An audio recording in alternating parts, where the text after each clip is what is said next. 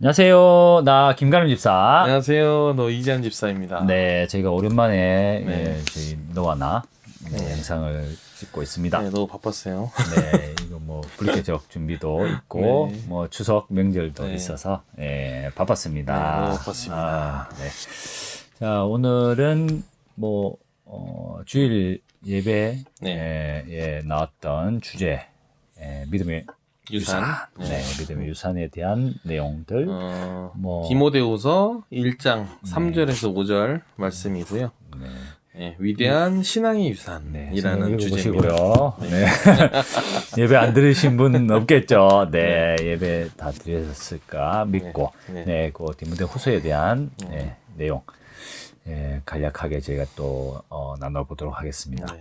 일단 뭐 특이하게 설교의 또 형식을 파괴한. 이번에 진짜 설교 형식을 완전 파괴했어요. 보고도 저는 이게 뭐지라고 잘못됐나 이게 나눠져야 되는데 잘못됐나. 통합 예배다 보니까 뭐 유년부든 고등부든 그냥 한 번에 예배를 드리는 그런 방식이 되다 보니까 각 목사님이 이제 세 분이 각각 나오셔서 그러니까 이제 예전 같으면 이제 어쨌든 뭐 담임 목사님이나 예배를 이제 맡으신 목사님이 이제 다 일부부터 다 하셨는데 이번에는 그 부분 나눠서 이렇게 하신 특색 있는 또 예배였고 그래서 뭐 저는 이제 9시 예배를 드렸는데 뭐 9시 예배 때도 뭐 반응들이나 뭐 참신한 어떤 그런 것들도 있었습니다. 네, 리액션도 괜찮았고, 뭐 나이 이제 저희처럼 뭐 부모 세대나 그 위에 이제 조부모 세대들의 분들도 유년부 목사님이나 고등부 목사님 그러니까 설교하실 때에 또 색다른 그런 면들이 또 있더라고요. 그러니까 저희가 그래서 좋았던 것 같습니다. 3부 예배 들으셨나요? 그렇죠. 11시 3부 예배 들으셨는데 3부 예배 전체적인 분위기는 사람 엄청 많았어요. 이번에 거의 통합 예배다 보니까 거의 뭐 꽉 찼다고 봐야죠. 거의 막 꽉꽉 찼습니다. 예전 분위기. 예전 분위기. 예전에 이제 진짜 막 꽉꽉 찬 그런 분위기의 이제 예배였고 그리고 이제 약간 의아했죠. 그러니까 형식이 목사님들이 막 돌아가면서 세 분이 이렇게 막 나와가지고 또 유년부 담당 목사님은 이제 유년부한테 질문하듯이 이제 이렇게 진행을 하셨고 고등부는 또 고등부한테 질문하듯이 하시고 그 스타일이 또 박만기 목사님은 그냥 원래 스타일대로 그렇게 해서 색다른 예배 방식이었어요. 맞습니다. 그러니까 뭐 목사님이 담임 목사님께서 한 달간 한식을 하시면서 많은 또 준비를 하시고 또 교회들도 돌아보시고 그러니까 그 교수 이제 지금 하시는 것도 더 집중해서 하시고 또 기도학교 이제 에너지도 충전. 이번에 우리 기도학교 얘기를 많이 하셨어요. 많이 강조하시고 그래서 전체적인 분위기는 그랬습니다. 그리고 이제 주제였던 이제 믿음의 유산에 대한 결국 이제 뭐 각각의 이제 어떤 믿음의 어떤 시작이 다른 면들이 있는데 뭐 어쨌든 지금 나부터 시작하는 어떤 신앙 그렇죠. 뭐 부모님의 신앙 때문에 내가 모태 신앙이지만 그게 또 중간에 끊겼던 분들도 있을 거고. 그렇죠. 뭐 내가 또 1세대이기 때문에 또 우리 아이들한테 이제 후손들한테 또 믿음을 물려줘야 되는 이런 상황에 계신 분들도 있고 뭐 다 각자의 그리고 뭐 그때 목사님 얘기하셨지만 또 청년들이나 우리 뭐 지금 혼자 부모님 안 믿지만 또 혼자 와서 저희 고등부에도 그런 친구들이 있는데 자기가 1세대인 청년들도 있는데 거기에 대한 부분들을 많이 생각하는 뭐 그런 예배였던 것 같습니다. 그렇죠. 그래서 이제 성경 말씀 중에 그 디모데 이제 그 외조모 로이스 그리고 어머니 유니게 이 어떻게 보면 아버지가 이제 없는 상황에서도 이 어떻게 보면 외가 쪽의 이런 믿음으로 디모데까지 이렇게 믿음의 유산이 이어졌다라는 이 말씀을 통해서 얘기를 하셨고 이제 유년부 목사님께서는 이제 뭐 부모가 닮는 뭐 예를 들어 성격이든 뭐 습관이든 뭐 믿음이든 뭐 이런 이제 아이들의 이제 시선에 맞춰서 네. 진행을 보고방을 담는 게 아니라 그렇죠. 진행을 하셨고 네. 그리고 이제 고등부 같은 경우에는 이순희 목사님. 예. 그렇죠. 뭐 아이들의 어떤 그런 약속을 많이 강조를 하셔가지고 그 약속을 꼭 지키길 바란다. 뭐 이런 거. 네, 그렇죠. 이렇게 뭐 말씀을 아이들 하셨던 시기별로 것 같고. 이제 그런 믿음이 그렇죠. 각자 뭐 저희 뭐 어른들도 마찬가지지만 이게 네.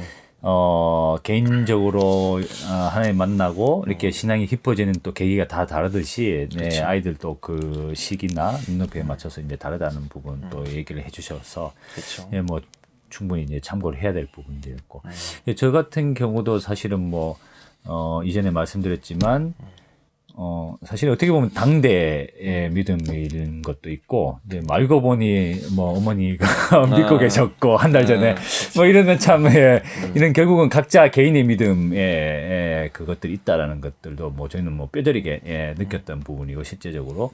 이제 뭐 어머니도 사실 저희 집안이 뭐 외가 쪽은 이제 뭐 불교 집안이었던 그런 집안이었는데, 저희 어머니도 이제 미국에 계신 이모를 통해서 이제 돌아가시 거의 한두 달 뭐 전에 이렇게 하나님을 믿게 되셨고, 뭐 그걸 모르는 상태에서 저도 이제 얘기를 하다 보니까 이제 뭐 서로 시시하면서 믿었던 약간 이런 부분들이 있다는 거. 하지만 이제 저희 같은 경우에 어쨌든 뭐 저희 딸 같은 경우에는 이제 뭐 모태 신앙, 그러니까 딸 입장에서는 모태 신앙인데 그 부분을 이제 딸의 입장에서는 이제 엄마, 저희 집안에서 이제 와이프 믿음이 시작됐는데 이제 뭐 딸의 입장에서는 결국 엄마의 신앙으로 해서 이제 모태 신앙이 된 거고 이제 그 부분이 뭐 사실 엄마가 일찍 하나님을 먼저 이제 만나러 가는 상황에서 이제 물론 개인적으로 뭐 본인이 힘든 건 당연히 있었을 거고 하지만 이제 신앙적인 부분들을 어쨌든 뭐 그때 당시부터 시작해서 지금까지 그렇죠. 일단 이어오고 있다는 것도 저는 이제 일단 감사의 한 부분들이죠. 네. 뭐 어떻습니까? 집안의 저도 신앙은? 이제 저희 어머니가 처음으로 이제 하나님을 믿으셨고 그리고 이제 구역 예배 하시다가 이제 뇌출혈로 돌아가셨죠. 그리고 이제 저희 가족이 이제 하나님을 떠나게 된 계기가 사실은 어머니께서 돌아가신 그 사건 구역 예배를 드리는 중에 뇌출혈이 생기고 또 거기에 대해 대처가 미흡해가지고 이제 어떻게 보면 돌아가시는 것까지 연결되는 과정에서 좀 하나님에 대한 원망이 있었죠. 그러다가 이제 저희 아내나 이제 장모님 덕분에 다시 이제 어떻게 보면 신앙이 다시 이제 시작됐다라고 볼 수 있고 또 저희 아내 같은 경우 이제 그 장모님의 신앙이 워낙 좋으셔가지고 돌아가실 때 이제 그 암이셨어요. 이제 사기암이어가지고 상당히 이제 위암이셔가지고 고통이 심하셨는데 근데도 막 진짜 너무 아프셔서 막 기절할 정도 막 진짜 그렇게까지 되셨었거든요. 그러니까 마취제나 이런 걸 해도 이제 안 되는 상황까지 온 거죠. 근데도 참 이제 저는 그때 이제 믿음이라는 거에 대해 생각했던 계기가 된 게 그렇게 아파서 막 기절하시는데도 어떻게 보면 하나님께 기도를 하세요. 원망을 하시는 게 아니고 하나님께 막 진짜 기도를 하세요. 그래서 그런 모습을 보면서 와 진짜 저런 모습이 진정한 믿음이 아닐까라는 생각을 많이 했고 그러면서 하나님이 진짜 계실 수도 있겠다라는 어떻게 보면 그런 부분을 많이 생각하고 그랬던 계기가 된 것 같아요. 그렇네요. 인간의 극한이 가면 사실 인간의 본능이 드러나야 되는데 그런 상황에서도 기도를 하시고 하나님께 이렇게 기도로 부르짖을 수 있다는 거는 진짜 참신앙이 아니고서는 불가능하다고 저는 생각을 합니다.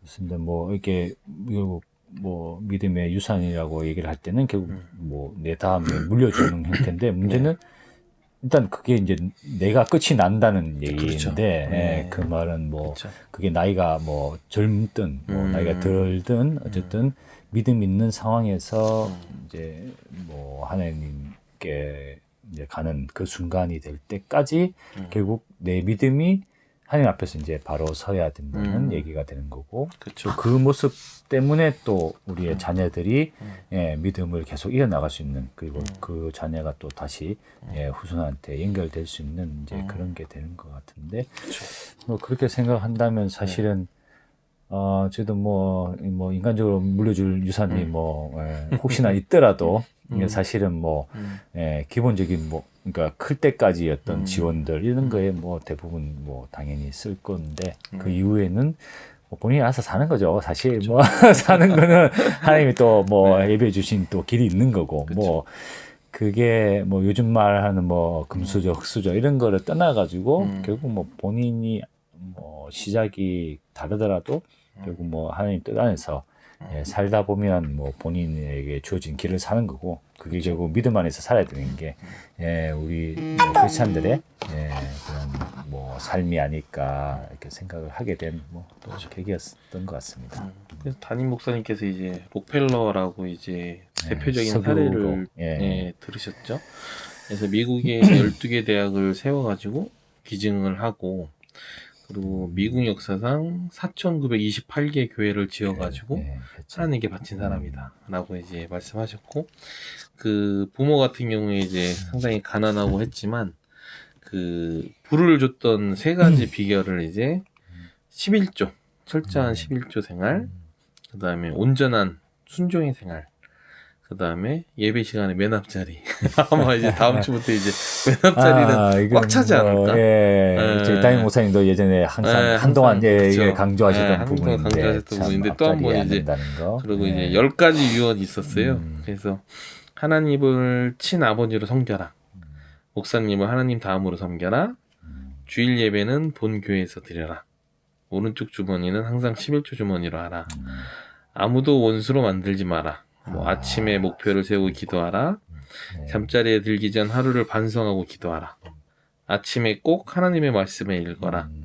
남을 도울 수 있으면 힘껏 도우라. 뭐 이렇게 그러니까 말씀하셨죠. 이런 부분들이 이제 우리가 뭐 어른들은 뭐 다 아시겠지만 예전에 뭐 사회에서는 자기계발서라고 해서 그렇죠. 이런 부분들이 많죠. 이제 지켜야 될 것들, 해야 될 것, 뭐 하지 말아야 될 것, 뭐 책들도 많이 나와 있고 한데 결국 이제 우리가 신앙 안에서 이렇게 뭐 어떤 목사님들이나 이렇게 얘기를 하시는 것들은 뭐 결국은 뭐 그것들을 따르려고 하는 그게 뭐 100% 됐다고 해서 또 그게 똑같은 결과가 나온다라고 하는 생각보다는 어쨌든 그걸 지키려고 노력하는 가운데 또 하나님 주신 또 어떤 길들이 있을 거고 또 뭐 거기에 뭐 고난도 아까도 말했지만 고난도 있겠지만 하나님 믿기 때문에 생기는 고난도 있겠지만 또 그로 인한 하나님 또 주시는 또 복도 있을 거고 네, 그래서 신앙인으로서 산다는 것들을 적용을 해보는 결국 적용을 할 수 있는 어떤 좋은 어떤 예시들이 있었던 것 같습니다. 그렇죠. 네.